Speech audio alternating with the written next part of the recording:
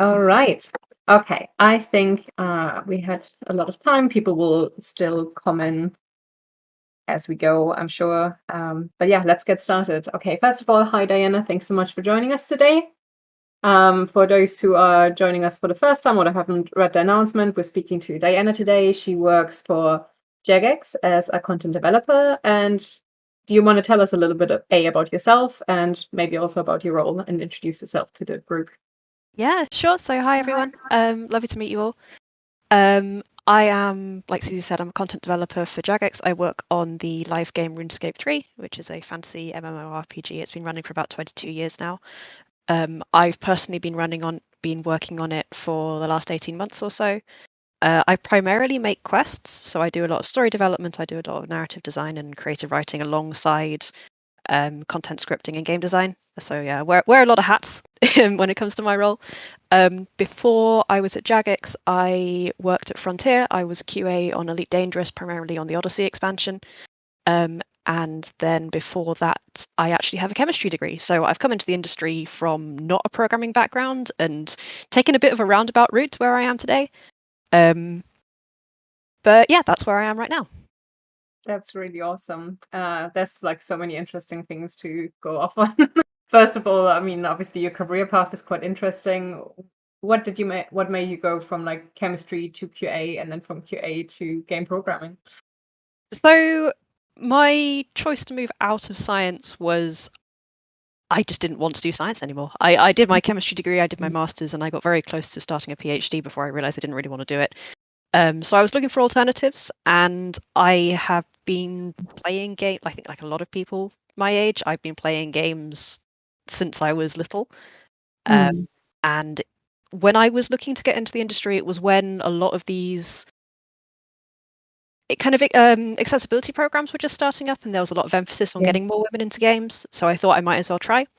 I looked at QA because it was, I think, the most accessible area for me to get into as someone without a programming background and without a game dev background. Got a short-term QA contract at Frontier and just stayed. And I found QA to be such a good role to start in because you learn about game dev from top to bottom. You're in there, you're working with all the teams, you're talking to everyone, and you're learning how games are made as the game is being made. And it was such a wonderful grounding for what I do now as a content dev. Yeah, But yeah, that's awesome. You definitely get QA coming from QA, which is a valuable perspective, definitely. yeah. And then you switched from QA to content dev just across the road, by the way. So for those who might not be familiar with the Cambridge area, Frontier and Jagex are basically across the road. So it's basically across the pond, literally across a pond from each other on the science park. So I didn't go very far. And I also just said about this because I used to work at Jagex too, and it's been quite nice. Actually, it's nice talking to Diana again because we kind of been there for a short while at the same time, and it's really nice to speak to her again. Awesome, yeah. So that's a really cool career development. When Let's talk about your role a little bit. I come back to careers later. Also, just for everyone in the audience, if you have any questions about anything Diana's saying, about her career path, about her role, feel free to drop it in the live panel chat, and we'll get around to it later. But yeah, let's speak about your role. So you mentioned content developer. The last few people we had on the panels were mostly gameplay programmers, so they were quite focused on just coding and just programming. You mentioned you also write and design quests. Can you tell a bit about, how much of your role is like coding, how much is like quest writing? How does it, what aspects are part of your role? Maybe which ones do you enjoy the most? Content development at Jagex is a combination of game design and content scripting. So we are given projects and then we own it from start to finish in terms of we do the initial ideation, we do the design, we do the prototyping, and then we script it in our in-house language, send it through to QA. So we have kind of, instead of there being separate designers and programmers, it's kind of one set of devs owning the whole project, which is a really interesting approach to take. And I don't know how many studios actually do that. It's kind of a hangover from when it was a really tiny indie studio and it was like 3 guys in a shed making everything themselves. It's still taking that approach of kind of dev ownership. So it's a really interesting combination. I get to do a lot of different things and use a lot of different parts of my brain. I could spend a morning writing a section of dialogue or editing or doing a bunch of game design kind of documentation or talking to other departments. And then in the afternoon, for instance, I could be scripting out or bug fixing or doing code reviews or doing a whole bunch of more technical stuff. So there's a real broad spectrum of skills involved in this kind of role, with a lot of room for specialization as well. Like I specialize in doing narrative specific stuff. I have co-workers who specialize in doing skill design or boss design, or they're very, very technical and they do a lot of, maybe they're not so heavy on the game design side of things, but they do a huge amount. They might work with engine and they might work with the people who program and work with our specific game engine to create stuff for that, or they might just be really heavy on the design side of things and not do a lot of scripting. So it's been really good in terms of like a lot of stuff to choose from and a lot of room to specialize while being a generalist at the same time. I personally am a writer and a narrative designer at heart. So quests are my first love, and it's what I always really love doing. If there's a quest coming up, I will take it if I can.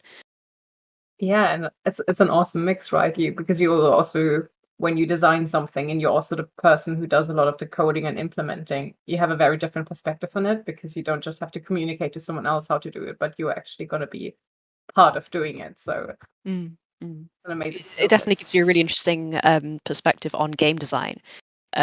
Because while you're designing a piece of content, you also have to be considering the technical side of things rather than relying on someone else to tell you. Like you have to be aware of it. Can the engine do it? Which is really interesting. It definitely can be a challenge, but it's a really fun challenge. I always really enjoy it. That's good. We also have a related question to this in the chat already. Ceridian says that sounds like a really interesting format. Do you find that your colleagues share quest projects and help each other complete projects? Yeah, absolutely. Like it's a really collaborative role. We are a very open team in that we recognize, because it's a 22-year-old MMO, the code base and the amount of stuff in game and kind of existing in game is just huge. Like no one has ownership and mastery of the entire game. So we're constantly asking for each other for help and like tapping each other for knowledge, because we all have these specialisms as well. Like people will generally pick part of the game and learn a lot about that and then use that knowledge to help everyone else as well. So yeah, we're constantly talking to each other and going, help, I can't do this, can someone help me? And, it's really nice having that kind of open communication with everyone. That is awesome. Yeah. So I don't know, about how much, what you worked on before at Frontier, but if you compare, obviously the role you work in is quite interesting because you're not just developing a product from scratch, but you are, like we said, creating weekly updates. Like as a whole, there's updates to the game every week and bigger updates every few months. So what do you think is the difference between a developer who just works on a product that is being developed and then released and has this whole post-release phase and like this very ongoing thing? Is there an interesting challenge or aspect to it that you really enjoy? Oh, that's an interesting question, and I don't know if I can answer it fully because I've only ever worked on live games. While I was at Frontier, I was also working on a live game. Elite Dangerous is another Okay. it's a similar style. It doesn't update as frequently as RuneScape, but it's a similar kind of ongoing living story, living game. From what I've heard, it's a lot more intense than working on things, and we do work on very short timescales. So instead of working on a singular project for months or years or something like that, like the longest project I've worked on had a total life cycle of 5 months. Yeah. Which is unbelievably short. So we are moving very fast and we're being very flexible in what we do. There's also a lot more kind of live ops and monitoring the community and monitoring how things are going in terms of analytics and responding and being really light on our feet in terms of kind of checking how things are going and making sure what we're making kind of fits with the overall picture. And yeah, it's a very different style of game. I do actually hope, like at some point down the line, I do get to work on a one and done game, like a I don't know what the opposite of a live game is. Is it like a normal game or like a story Yeah. or something? Because like a lot of games still work like that. But games as a service is a growing part of the industry, and it's a really interesting place to be. Especially if they have large active communities as well. It can be really fun to get involved with those sorts of things.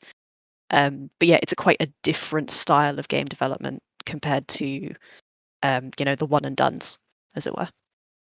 Yeah, it certainly is. And I guess because of the way the updates are made, you also kind of see the whole cycle that every update is going through, right? From concept phase, and you're developing it, and then you're sending it off to localization and QA, and you get input from all these teams in a quite quick circle, which is something I think that in bigger project is also quite stretched out.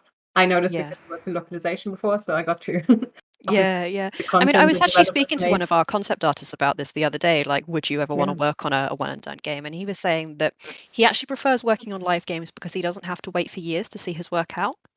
Like, he can do a concept and then within months it's out and players are looking at it and saying if they like it or not. And that kind of more rapid feedback and actually release stuff can be really, really good. Like, for instance, I've been working on RuneScape 3 for 18 months and I have 5 published projects.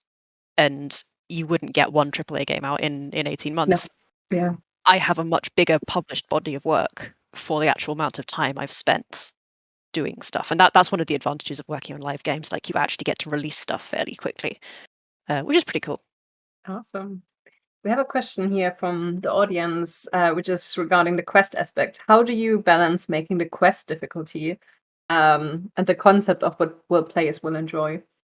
Oh, interesting question. And quite a broad one as well, because it kind of depends on the quest and it depends on what we need the quest to do. So and also what players will enjoy varies hugely. So we kind of have to say, well, what audience is this quest targeting? Like, do we want to make something that's really difficult in terms of combat, like a really combat heavy quest that gets the PVM crowd in, or do we want to make a puzzle quest that brings in maybe the social players? So that is something that changes a lot depending on the project, depending on what we want. In terms of how we actually achieve that, it's through playtesting. It's through, right, we're going to design this thing and then we're going to get QA to look at it. We're going to get other people on the team to look at it. And you just playtest and playtest and playtest and see if the feels right. The proof's in the pudding. You have to get your prototype out early, see how it feels. It might feel crap and you have to start again, or it might be great and you can start, refining it. So that's all about kind of experience and actually getting something finished and getting it out there to be played to see how it feels. Awesome. I have 2 questions. I'm going to move one of the questions around a bit early and ask the other one later, just because the second question fits in quite well with what we talked about today. And that is, do you work on limited time game content, for example, seasonal events? And if so, is it ever disheartening spending weeks and months on like a limited time content? Then it's gone for no other players to experience again. I have worked on limited time content before. At Jagex, we tend to the ones I've worked on have stuck around in game. Like, one of my first projects was a month-long community event that has since been turned into a permanent mini quest. So we do try to make use of reusing assets like that, just so we can create something that then stays in game for anyone to get involved in. I wouldn't say it's disheartening because we kind of know what it is going into it. It's part of the stuff we're making. If there's if this hasn't happened to me before, but I can imagine there may be a situation where something wasn't intended to be a time limited event, but it gets turned into a time limited event for reasons. And then that I can imagine that would be a bit disheartening, but it's really part of the gig, It's not that big of a deal. And the joy of live games is that there's always something else on the horizon. There's always Right, something else yeah. coming. So there's never a lost opportunity. Well, that's a nice thing. Then I'll move on to the next question I was asked before, because that focuses more on your career and how you got where you are. So how did you move from QA and gain the specific skill that you need for your current role? That is a really good question because a lot of people ask, how do you get in? How do you go from QA to somewhere else? And like, is QA a good place to start? In terms of how I actually gained the skills, I basically had a second job. So I was doing my QA role, and then on the side I was coming home and I was learning programming, I was learning creative writing, I was making little prototypes, and Well, it was extremely tough. I wouldn't recommend it. It's not possibly the best approach to take. To gain the specific skills I needed for my current role, I was just learning in general how to make games, like how to do programming and how to make my own games, and then it just kind of naturally evolved into, oh, here's a role that encompasses everything I can do. I should go for it. And this, I think, ties into a downside of going into games through QA, because a lot of people say it's a really accessible point to get into, and I would agree. But you should always be careful using a role that's different to the one you eventually want to be in, because it can involve a lot of work trying to skill up on the side, and that can detract from the role you currently have. Like, a lot of people in QA who have made long-term careers out of being in QA find it incredibly, almost insulting that people say, oh, you should start in QA and then move along, because QA as a discipline doesn't get enough respect as it is. And it's a bit of a paradox where I can definitely see both sides, in that it's a really accessible point to get into games and to learn about how games are made, but it's also a discipline in its own right and needs more respect and needs more, specialism and specialist training to get into, to get to the really high levels to be a really good QA tester. So yeah, it's a tricky one to answer fully in that sense. But in terms of how I actually did it, it was just a lot of hours on the side, until I eventually got the job I wanted. That's awesome. It does definitely sounds like a pretty difficult task to do that on top of a full-time job.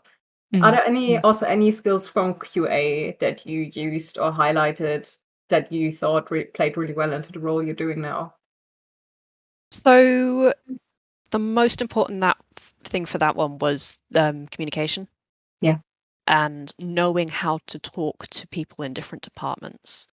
So one of the most important aspects of being a QA tester is being able to write up bugs accurately, so that your audience can understand what actually went wrong.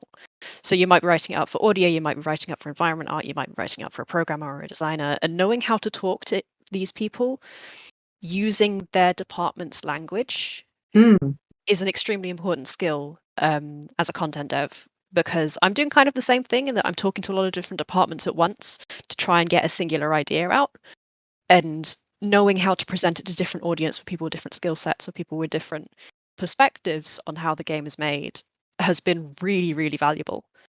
And also just having an awareness of the entire pipeline of how a game is made from ideation to release. That's been really good. And also just having an appreciation for what QA does. Like, having that perspective is always useful.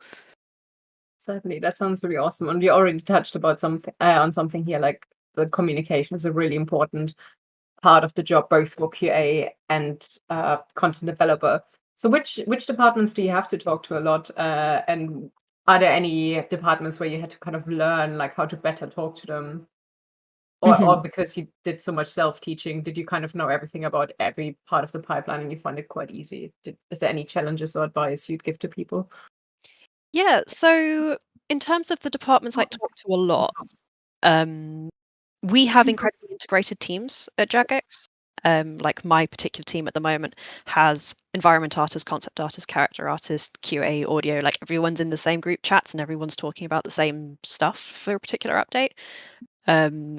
So those kind of people I talk to a lot, kind of on a day-to-day basis, especially QA. Like, we're kind of sitting side by side in terms of working on an update, and because they're obviously testing as we go along. So I think, yeah, outside of my immediate other content devs, it would be QA and production are the people I'm talking to mostly on a day-to-day basis.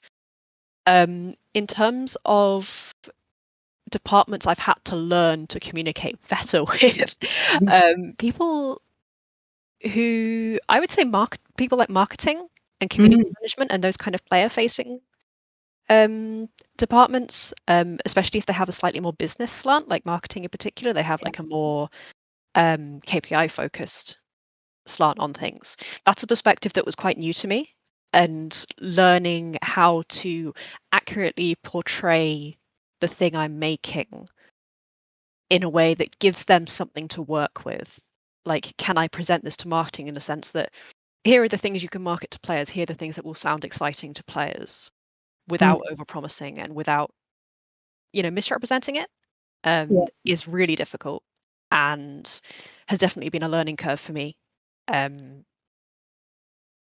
Especially as often they don't have technical backgrounds and they might not even have a game dev background, they have a marketing background, so they're really, really good at what they do.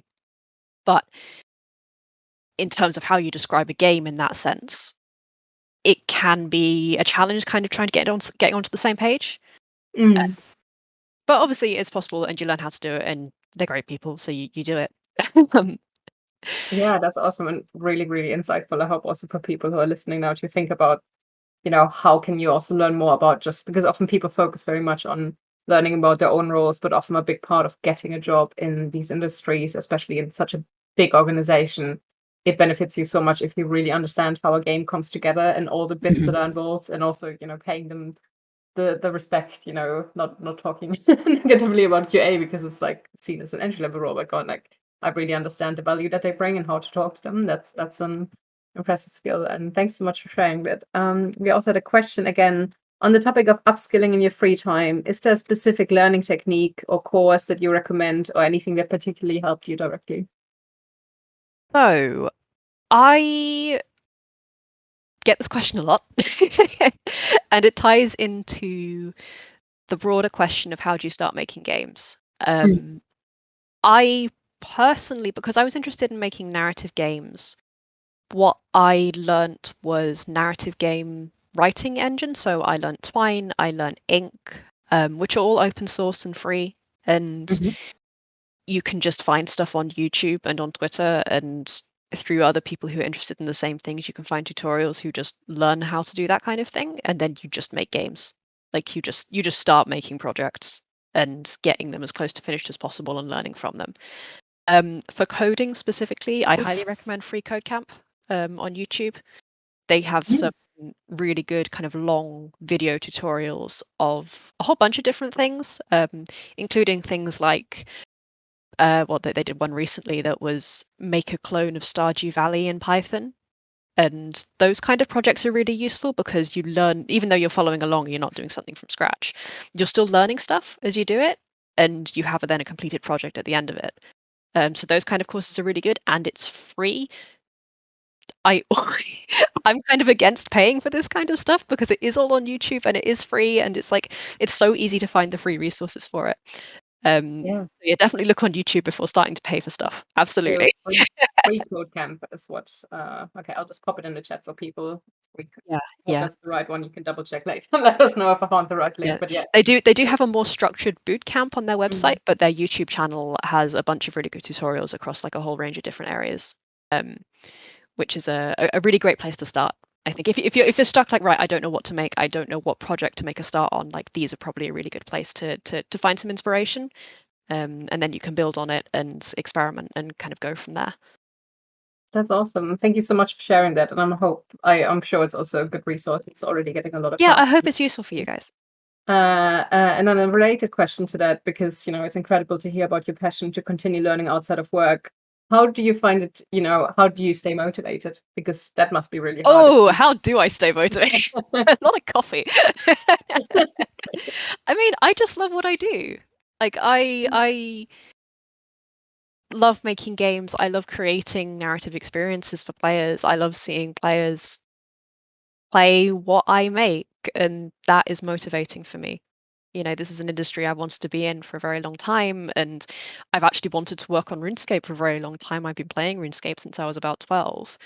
Mm. So getting to work on it has been this bit of a dream for me for a long time, and that was extremely motivating. And on a more personal note, like, because obviously you do reach those points where you think, oh, I can never do this. I'm really stuck right now. I'm not getting anywhere. I'm not going anywhere. La da da da da. And I think those kind of thoughts are fine as long as you don't stop. Yeah. Like, whenever you're Chris, I see you there. Yeah, me too. um, I like it's fine to take breaks and it's fine to pause and it's fine to go at your own pace. But I found the most important thing in getting where I am, as a writer, as a developer, as a coder, has just been to don't stop and go, right, I'm going to do this. I will do it, and keep going with that kind of energy and that kind of motivation. But I do understand it can be quite hard to keep going. I think as long as you don't stop, then eventually you will get there. There's no rush.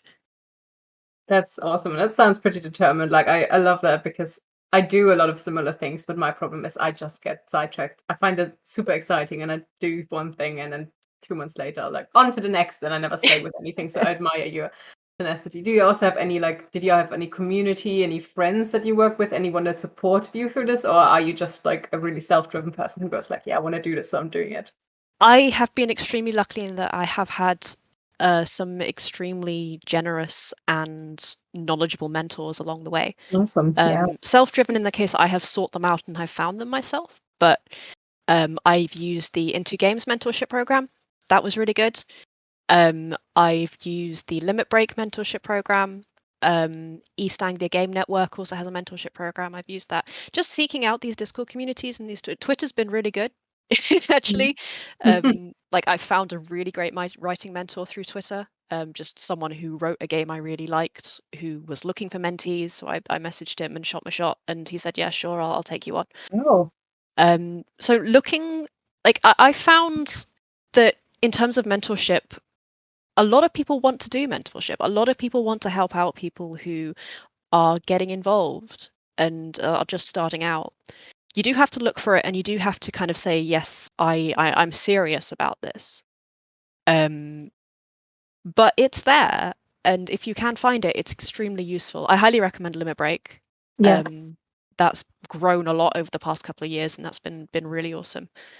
But you don't have to do this kind of thing on your own. Definitely seek out communities, definitely share and be open about what you're working on and ask for help, and don't try to do it on your own because games aren't made on your own. The games are always made as a community and they're made for people. So be social and talk to people and get help because it is out there. That's awesome. Can I also ask a question around mentorship? Because I think that's a really important point. We often mention that, mentorship is really useful, but sometimes people don't know how to go out and find a mentor. Obviously, you already mentioned Limit Break, which I also would second that and wholeheartedly recommend it. I've been doing it for 3 years and I've both been mentoring people and I've been mentored by people. And it's just so good to have someone to speak about your career plans. What is something around mentorship that you'd like people to know or understand? If reaching out for a mentor, is there a good way to come across? How do you ask someone who is a professional in a good way about mentorship? So that you don't just write out to 20 people, please mentor me. But how do you make a meaningful connection with a mentor? Do you have any tips on that? I would say I wouldn't recommend cold calling. Yeah. Like that. If a dev isn't offering mentorship, don't pester them for it because they're probably extremely busy. And it's quite common in game narrative for kind of senior writers to be pestered about mentorship and they just find it absolutely infuriating. Like, wait, unless they're doing it as part of a program or they're offering it independently, like to just be aware that they might not want to do it. So just be respectful of their time like that. Having a goal that you have in mind can be really helpful rather than just asking, can you mentor me? It would be much better to say, can you help me with X, Y, and Z? Or I want to work on this particular area of my work, or even like I want some help in my portfolio. Yeah. Coming in with a concrete goal makes it a lot easier for the mentor to offer you practical help. Because this is something I learned on Limit Break actually.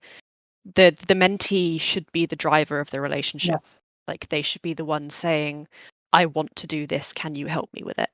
And that can be quite difficult, but like actually it's useful because you sit down and you clarify your goals and you figure out, right, what do I actually want from this relationship?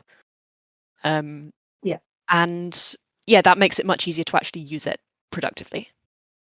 I guess your communication skills that we mentioned before coming good here. You have you need a level of self-awareness and maybe also identify where in your career you need help with. I also made a similar experience, so I'm just butting in there as well with my experience. But I also noticed that if I had mentorship sessions that were just check-ins, it was often, quite nice to check in with them.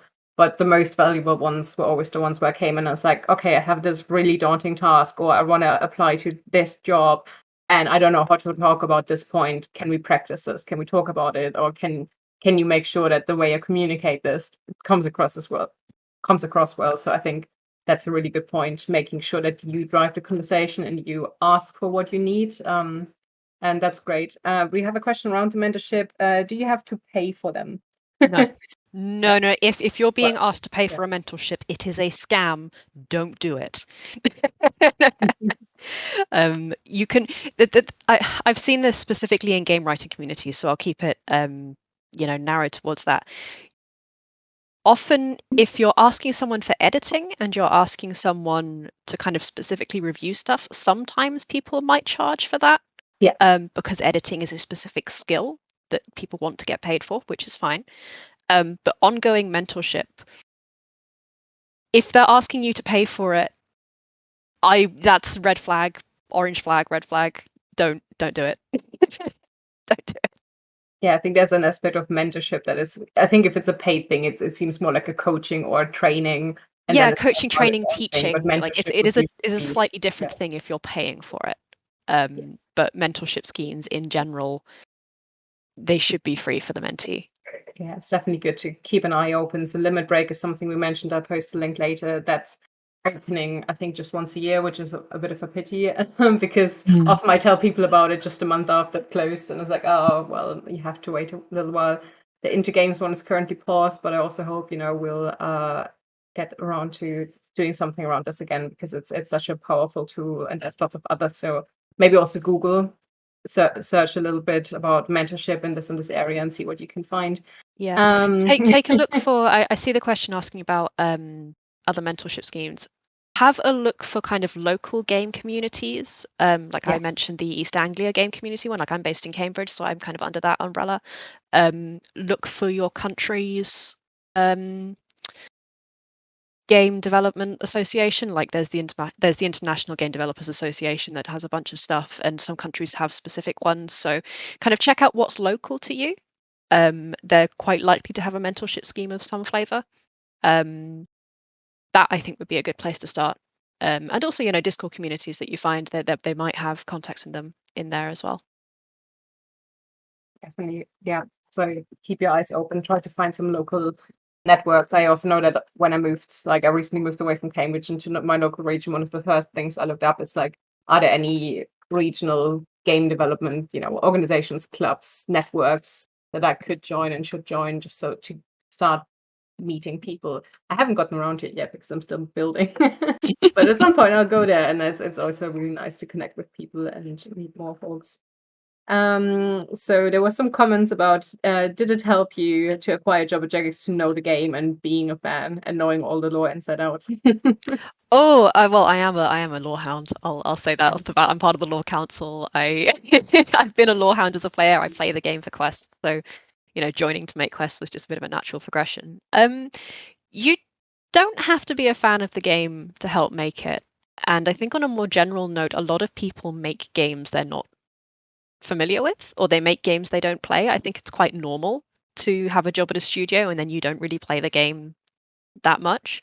It's slightly different with live games because you are expected to have a familiarity with what the game is like to play. So obviously, like knowing how it feels as a player definitely helps. In terms of actually getting a job, though, my skill as a designer and as a programmer was way more important.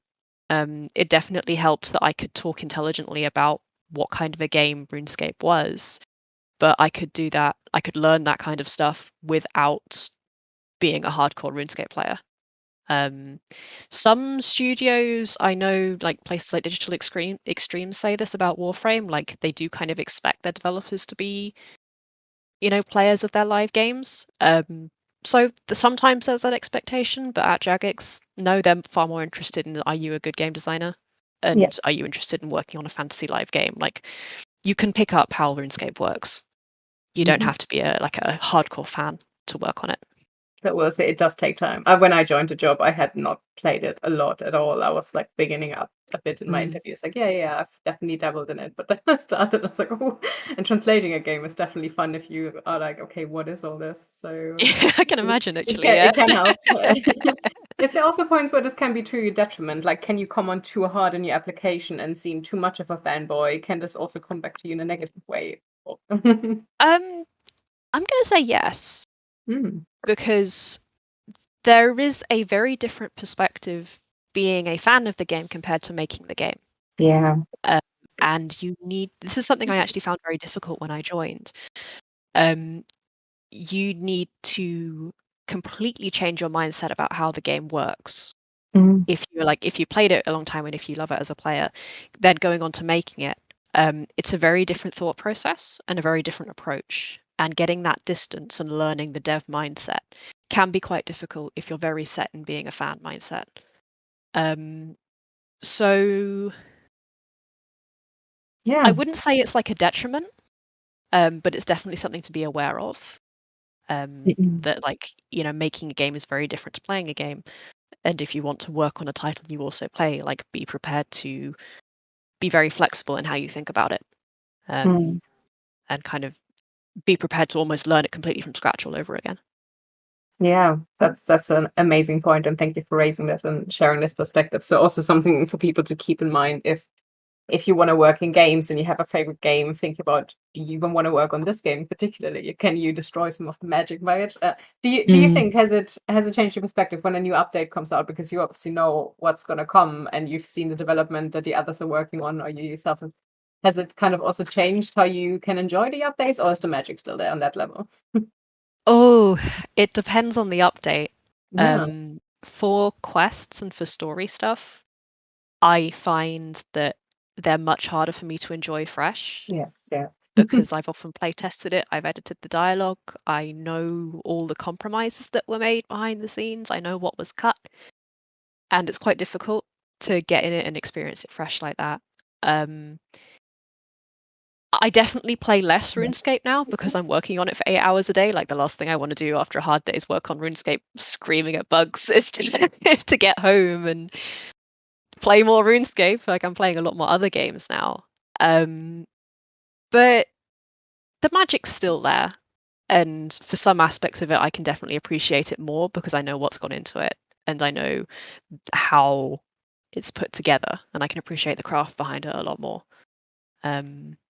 But I always find it funny, like with my updates, I can't play them for about 6 months after they've been released because I can't even look at them, after they've gone out because I'm sick to death of them.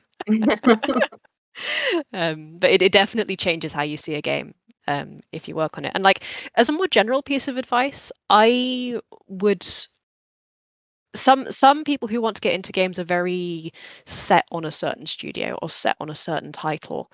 And I would recommend being more flexible than that. Like, Mm, it's far more important to work with a good team and be part of a place that has a great culture, yeah. than, just working on a great product. Like, you'll have a much more fulfilling long-term career if you prioritize the people you work with rather than the titles you work on. So yeah, I'd recommend having some flexibility on that front and not just saying, right, I want to work on an Assassin's Creed game and nothing else. Yeah. For You're in example. it for the long haul anyway. And once you're in the games world, probably you also can move around a bit more. Yeah, most people move around a Mhm. lot. Yeah. Like, most people work on a lot of different titles over the course of their career, so not being so set on one particular franchise or one particular title is a good approach to take, I think. Awesome. Then we have a lovely question from Jamie. I've managed to get an interview for a junior role in audio design. That's amazing, Jamie. Congratulations. They ask, I realize this is a little bit generic, but do you have any tips, for example, interview questions that might come up? First of all, congratulations. I know audio design is an incredibly difficult field to get into, so yeah, that's fantastic news. Well done. Um, I don't know a lot about audio, so in terms of specific questions to that discipline, I don't know how useful I can be. But general interview questions, they will probably ask you why this studio. If it's a title that's been announced, they will probably ask you, what drew you to this title and what drew you to this project. So have a think about what kind of game it is, what style is it, Why do you particularly want to work on that kind of project? What would it give you, and what can you give it? And just really emphasize the skills you have. Sometimes I think people do themselves down in junior roles if they're applying for a role, and they say, oh, I have the potential to do all this kind of stuff, and they don't do enough of this is what I can actually do, and this is the stuff I've done. And I think really emphasizing that can help. Yeah, I think those are kind of the general ones that come up. As for the specifics around audio design, like I don't know anything about audio. I have a huge respect for what they do, but I'm not a music person myself. But good luck. I hope it goes well for you. Yeah, hopefully. From your time when you interviewed, because you mentioned that you switched from QA to game, did you apply to any other roles? If that's okay to ask, you can also not answer this if you don't want to. Did you apply to any other roles? Were there any interview questions that made you stumble or go like, or you learned something from? Going from QA to development, do you mean? Or yeah, getting into QA? Or any really going into QA too, if you have some examples of that. So I've been extremely lucky in my interview processes. Like, I only applied to Frontier when I was going for QA roles, and I got it, so I didn't really have to do a lot of job hunting there. Going from QA to content development, I think I applied to about 12 places, and the vast majority of them didn't even get back to me, which is very normal. And then for the content dev one, I actually found the interview quite easy. Okay. Because we were talking about game writing, we were talking about stuff I knew about, we were talking about stuff that I was excited about. And my interviews were really chill. Like, it was just more of a chat than a formal interview. So it didn't feel very difficult to me. Questions I do stumble on sometimes. I can't think of any off the top of my head, and that doesn't mean I've never stumbled on interview questions before, because I know I've fucked up interviews before. I think everyone does. Everyone does. But I just can't think of any off the top of my head right now. I think in a more general sense, like, if you do feel like you're messing up a question in an interview, don't panic. Everyone messes up interviews. Like, just take a breath, think, maybe ask the interviewer to repeat the question. It's absolutely fine to do that, to say, hey, I've lost my train of thought. Can you repeat that, please? They shouldn't mind you saying that. Because they understand that interviews are terrifying as well. Like, they're really scary things to do. So they want, if you need a bit of space just to think about your answer a bit more, that's fine. That's fine. They want to find the best person for the job, and they want you to be a good fit. So they want you to do well. They want you to have a good experience. And if you're going into an interview and they want you to have a bad experience, like, I wouldn't even take the job, you don't want to be in a place like that. You don't want to work for them, yeah. So treat it like a conversation. You're interviewing them and trying to figure out what they're like as much as they're interviewing you. And yeah, if you need time and if you need a bit of space to think about your answer, that's fine. Ask for it. Yeah, that's a good point, thinking of an interview also as a two-way exchange, right? They're not just there to ask you lots of questions to figure out whether you're right for the role. You're just as much trying to figure out, is this company right for me? Does it work? Is there any question you ask studios during interviews about their culture, the way they work, that you find insightful? I usually ask them to describe what they think the work culture's like, which is how I ask about crunch. Yeah. Because I can kind of tell by their answer to that whether I can ask about crunch or not. And if I feel like I can't ask about crunch, then that's a bit of an orange flag in my book. But if I can ask about it, obviously no one says they crunch, but you can kind of tell, like, by their answer whether they do a lot of overtime, and whether they approach it in a positive way, or whether they have a active anti-crunch culture, which is something that's incredibly important to me personally.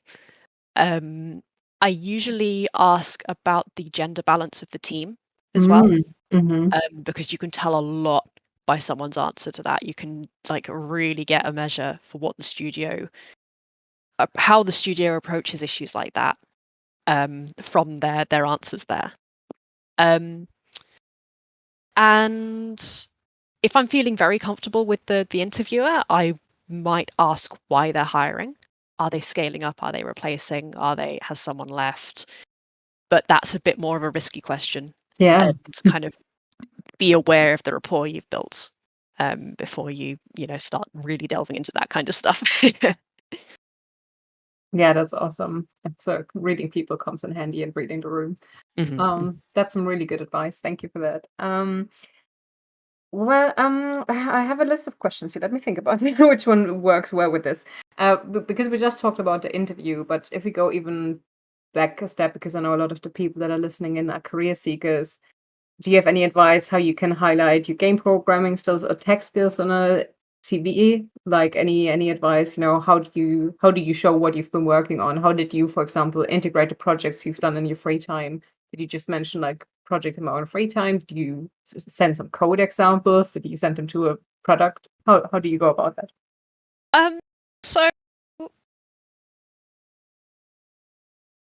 Big question, I know. Sorry. yeah, no, it's an interesting one. I would say that in order of importance, it's portfolio, CV, cover letter. Okay. Portfolio really depends on the role you're looking for, and it really should have for game programmers specifically. I don't know what the what the conventions are. For game writing, which is kind of the portfolio style I go with, I led with narrative design when I was doing my dev applications. It was like 10 pages of my best work, easily presented I had it in a G drive, like a Dropbox, Google Drive type thing that anyone could access. Well, anyone who had the password anyway could access. I've upgraded that to a linked PDF now, but just making sure that my best work was really easy to access.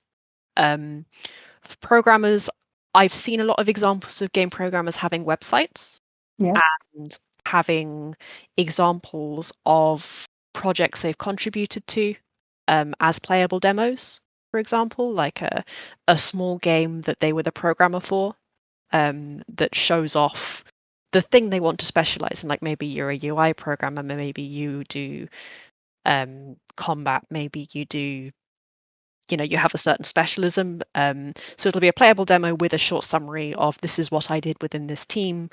And then maybe with a code snippet. In terms of like the specifics on that, like probably best to direct that question to someone who's more of a specialist game programmer. You say you already had people like that, but they'd probably give a better answer than me.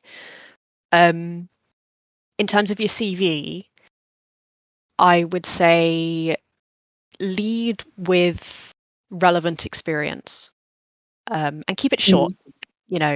If you are very early in your career, you're probably only going to keep it to one page. It's got to be a summary, like you've got 30 seconds basically to grab the hiring manager's attention. So make sure the most relevant stuff is at the top of the page and really easy to read so they can tell immediately what you've done. Having statistics on a CV is really useful. Like if you have any numbers to describe your work, that's great. Can you name an example of what that could look like, or is that something you did? It could be, for example, you've published a hobby project, had X many players, that kind of thing. I worked in the team, maybe an example could be like I worked in this particular team, we created this project, it was this style of game, I was responsible for X, Y, and Z. Like having hard facts is good on a CV. Yeah. But leading with that kind of thing is good, and making sure it's relevant. Like I've reviewed people's CVs where they put on their shop roles and they've put on their retail jobs, and like that's great and it shows you've got soft skills, but you don't really want to put it at the top of a game development CV because it's not strictly 100% relevant to the role you're actually applying for. So you don't have to have it in the kind of order of years that it happened, but put the thing to grab the attention. Yeah. And then later with my CV, I tend to have like relevant employment at the top, and then other employment. Like it's fine to split it up like that, just to make sure that like what the hiring manager really wants to see is right in front of them at the start. That's some awesome advice, and hopefully gives people a good idea for structure. Jamie wants to know what's risky about asking why they're hiring. Oh, because you might find out that the last person left for a bad reason, and there may be some office politics involved. It's not like a huge risk or anything like that, but it's just kind of, it's not something I would ask an interviewer I didn't feel like I had a good rapport with. It's not like a red flag question or anything like that. It's just Maybe I'll ask it, maybe I won't. Just, feel it out before you decide whether you want to know. Yeah, that's a good point. Then Cassie asked, in writing in a writing or narrative portfolio, I know that you can have your work available to download, but how do you give a short snippet or summary on the portfolio or website that communicates the work well? Pick the best section. And this is a key skill in terms of writing and narrative portfolios. I know this is a slight sidetrack from game programming, but I'm happy to go into this for a second. So, for example, maybe you have a cutscene script that you're looking for. The snippet to send across would be the key narrative beat of that scene. What is the point of that scene? What few paragraphs, what snippet of dialogue can you use to really hammer home this is the narrative driver? And being able just to pick out the most impactful and the best written parts it can be quite difficult to do, but being able to break down your own work like that and be able to decide, yes, this is the most important stuff, and kind of highlighting that. I hope that makes sense as an answer. If you need more advice on narrative and writing portfolios, I'm also happy to answer that, but maybe not right now because we're talking about something slightly else right now. I'm in the Into Games Discord if you want to DM me, or I think I'm in the narrative channel if you go down to disciplines. So feel free to tag me if you need any advice on that. Oh, awesome. That's wonderful. Thank you. And thanks for sharing that. Sorry about the sound in the background. Just ignore that. That's right. We're getting close to the end of this. Do you have any favorite pages or resources that you want anyone to know about? Anything you still use to this day? I am a huge fan of the GDC YouTube channel, the Game Developers Conference in San Francisco. They post a lot of their talks up online for free, and it's a really great way of learning about how other studios make stuff. FreeCodeCamp I've already mentioned as a place to learn about programming. I also recommend just being on Twitter. Like, there's a lot of really awesome game developers on Twitter who will just share stuff. There's also quite a bit of petty drama on Twitter, but it's easy to ignore that. That's a mixed bag, yeah. Yeah, it's a bit of a mixed bag. But it's a good place to share, especially if you're making a prototype or you're making a game. Like, share it on Twitter and get people involved and get people to look at it. That's a good way of just making connections and feeling like you're not alone, when you're making something. Yeah, I do just to plug my personal website, I do have a page of resources specifically for game narrative, but they're not really programming related. I think you can, definitely still drop it in the chat later if you have time. Yeah, I can do. Because, I know that a lot of people on the program are also kind of skilled in many different areas. And we also have some people from the general Into Games Discord here, so I'm sure it would be definitely valued. Also, feel free to add your Twitter handle if you want people to follow you afterwards.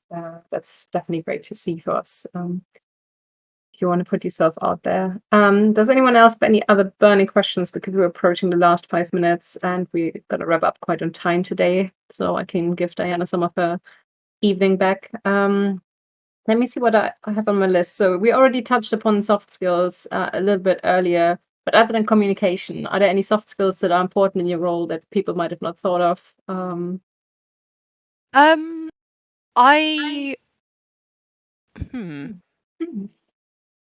Communication is still the one that comes up on top, both written and verbal. Yeah. I would say being able to approach a conflict of opinions in a productive way is very important, because it's very, very likely that you will come across a design question, like a problem-solving question, and the person you're sitting across the table to has a very different idea of how to solve the problem than you do, and you've got to compromise, you've got to work with them, you've got to remember that it's you and them against the problem, it's not you against someone else. Kind of remembering that at the end of the day, even though you might disagree with your co-workers, you are working towards the same goal and you want the same thing. So learning how to kind of have those productive arguments is very, very useful. Like, don't be afraid of conflict, but make sure you can have productive conflict and have that kind of make sure that you're contributing to a wider culture of psychological safety so that people can disagree and people can make mistakes and people can throw out bad ideas. But remembering that you are all working towards the same goal, and yeah, you all want the same thing. You're all on the same team. Those kind of soft skills are very important, and kind of what contribute to a good team culture that everyone's responsible for. Awesome. I really love that point. It's a very important one. You working together against the problem and not against each other is such a lovely thing and such an important thing to remember, because it can be quite, difficult when you're like heart and soul is in a project and you have a clash. It's Yeah, very absolutely. I mean, leave your ego at the door, right? Yeah. Like no one wants to work with it. It's someone who's an egotistical asshole. Like leave it at the door, and remember that you are working on a problem with other people as part of a team. It's important. Then I'll take this last question here. Do you work much in Engine? If so, was it difficult to learn? So on RuneScape specifically, we have our own engine and we have our own coding language. If you join Jagex as a content dev, you spend a month learning the programming language. I personally didn't find it too difficult to pick up. I already had experience working in Python and MATLAB, and I knew how coding languages are put together, so it wasn't difficult to learn for me. And actually, I think one of the most important parts of being a content dev at Jagex is the ability to pick up a coding language, because it is the first thing you have to do. So yeah, no, not hard.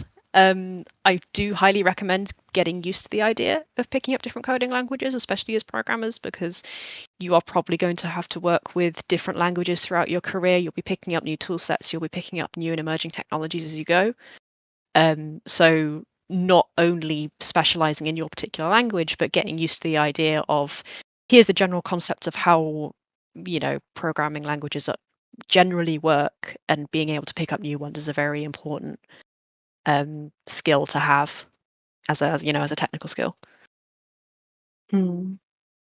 Yeah, and working in very custom engine is obviously also an exciting challenge. So it's good you found, you got a lot of training and support and had like a whole month to learn it, because one of the downsides is obviously you can't Google anything on Stack Overflow.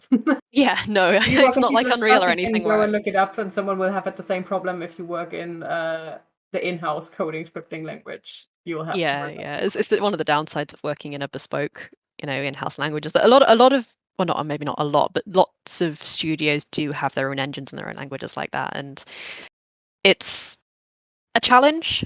But just making sure it's why team culture is so important and why communication is so important. Because like I say, I can't just Google why isn't this working in our particular style of data storage, because no one else outside the company knows.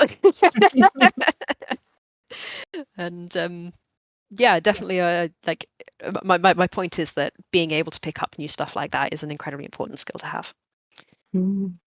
So maybe also in cases where you apply to some place that has its own scripting language, rather than showing, your general, I know these and these languages, is also talking about your approach, showing curiosity and flexibility. Is that a Yeah, it definitely helps, like showing evidence where you've done it in the past and saying like, yeah, I learned this language for this purpose, I did this with it. That's a good thing to show off.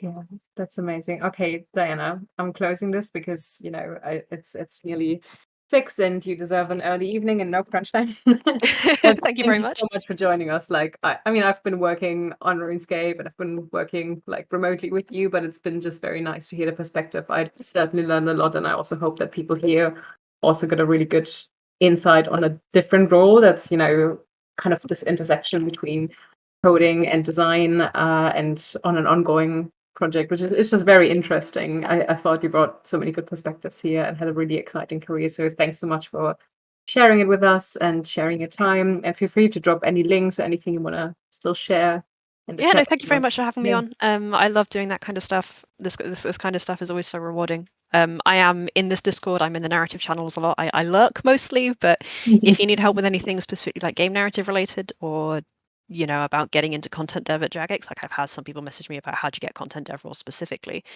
feel free to drop me a line. I'm dropping my Twitter, my work Twitter, and my Jagex Twitter specifically in the account if you want to give me a follow. I sometimes share useful stuff on my work account, and then my Jagex one is just mostly shitposting, so enjoy. Good to have both, yeah. Yeah, but thank you very much. I hope it's been useful for you guys. And yeah, enjoy the rest of the coding bootcamp. So, thank you so much. Bye. Bye bye now.